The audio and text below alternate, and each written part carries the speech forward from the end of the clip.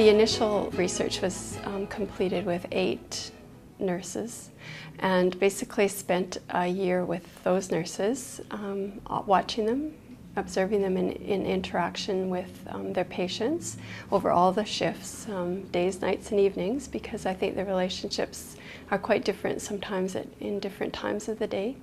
And also in conversation with them, and also I developed something I called the narrative exchange, because I was an oncology nurse as well. I wrote my stories of my most memorable moments and shared those with the nurses I was observing and chatting with. And that sort of stimulated them to tell me more of their stories. So I had, as you say, an abundance. I had a stack of stories. I had interview tapes, and it took me probably 2 years to go through all of that material and to try to distill it down to what they call the essence. And what is the essence of human interaction? It often is the unspoken. It often is the tacit.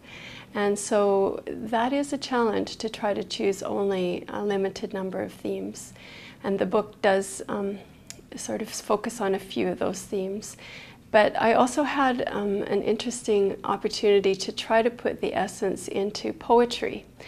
There's a very famous phenomenologist named Max van Manen, and he suggested that poetic interpretation is one way to help distill a story down to its essence.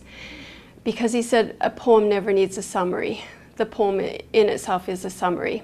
Now, I'm no poet, but I thought, well, I'll give it a try, because it made sense to me that you could perhaps, within the limitation of words, use a small little poem to try to capture the essence of some of the stories. And so interspersed in the book are these poetic interpretations. And I should tell you that my mom, who happens to be a real poet, of the iambic pentameter type, said you can't be going around telling people those are poems because they don't rhyme.